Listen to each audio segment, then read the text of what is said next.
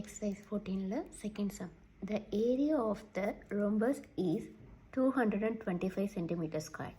If the length of the one of this diagonal is 15 centimeter, find the length of other diagonal.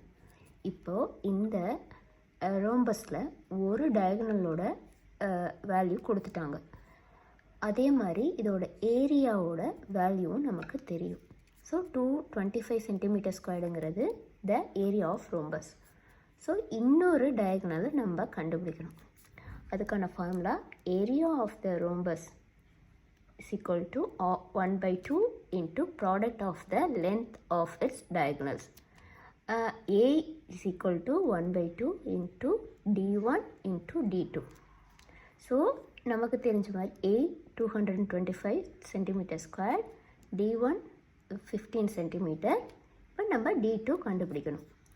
225 equal to 1/2 into 15 into D2.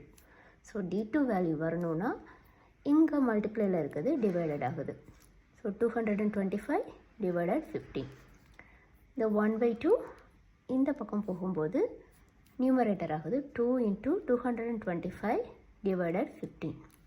So D2 ஓட value 30. 30 is the answer.